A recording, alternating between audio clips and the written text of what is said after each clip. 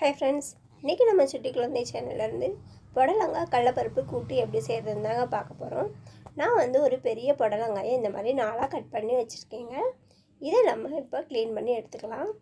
ஒரு ஸ்பூனால் இந்த மாதிரி மேலே இருக்கிற வெள்ளையாக இருக்குங்களா தோல் அதெல்லாம் சீவி விட்டாலே தனியாக வந்துடும். இப்போ நம்ம அதை 2ஆக கட் பண்ணிவிட்டு உள்ளே இருக்கிற அந்த விதை நாரெல்லாம் எடுத்துக்கலாங்க. எடுத்துட்டு இது எல்லாத்தையுமே இந்த மாதிரி செஞ்சுக்கலாம். செஞ்சுட்டு இப்போது இதை நம்ம நல்லா பொடியாக கட் பண்ணி எடுத்துக்கலாங்க. இந்த அளவுக்கு நல்லா பொடியாக வெட்டி வச்சதுக்கப்புறம் இதில் கொஞ்சம் உப்பு சேர்த்து தண்ணி ஊற்றி நல்லா கழுவி வச்சுக்கலாங்க. இந்த அளவுக்கு நம்ம நல்லா கழுவி வச்சுக்கிட்டோம். ஒரு சின்ன பத்தை தேங்காய் எடுத்து இது மிக்ஸி ஜாரில் பொடியாக கட் பண்ணி எடுத்துக்கிட்டேங்க. இதை நல்லா திருவி எடுத்துக்கலாம். ஒரு 100 கிராம் அளவுக்கு கடலைப்பருப்பு எடுத்து அதை நல்லா கழுவி குக்கரில் சேர்த்துட்டு பருப்பு வேகிற அளவுக்கு தண்ணி சேர்த்து ஒரு 3 விசில் விட்டுக்கலாங்க. 3 விசில் வந்ததுக்கப்புறம் இதை இறக்கிட்டு பாருங்கள், பருப்பு நல்லா இந்த அளவுக்கு வெந்துருச்சு. இப்போ நம்ம கழுவி வச்சுருக்கிற புடலங்காயை இதில் சேர்த்துக்கலாங்க. புடலங்காயை சேர்த்துட்டு இது கூடவே தக்காளியும் நம்ம சேர்த்துக்கலாங்க. தக்காளி சேர்த்துட்டு 1 ஸ்பூன் மிளகாய்த்தூள், 1 ஸ்பூன் ஜீரகத்தூள் சேர்த்து 1 ஸ்பூன் மல்லித்தூள் சேர்த்துக்கலாங்க. கொஞ்சம் போல் மஞ்சள் தூளும் சேர்த்து காய் முங்குற அளவுக்கு தண்ணி சேர்த்துக்கலாங்க. ரொம்பையும் தண்ணி சேர்க்க வேணாம். இந்த அளவுக்கு தண்ணி சேர்த்ததுக்கப்புறம் இதை நல்லா கிளறி விட்டு மூடி போட்டு மறுபடியும் ஒரு 2 விசில் விட்டுக்கலாங்க. தக்காளி புடலங்காய்லாம் சேர்ந்து நல்லா வெந்துடும். 2 விசில் வந்ததுக்கப்புறம் இப்போ அதை நம்ம இறக்கலாம்.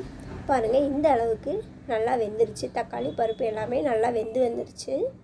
இப்போ நம்ம இதில் தேவையான அளவுக்கு உப்பு சேர்த்து இதை நம்ம கொதிக்க வச்சுக்கலாங்க.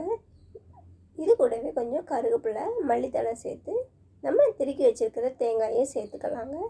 சேர்த்துட்டு நல்லா கொதிக்க விட்டுக்கலாம். தண்ணியெல்லாம் நல்லா வற்றணுங்க. அப்போ தான் கூட்டு ரொம்ப நல்லாயிருக்கும்.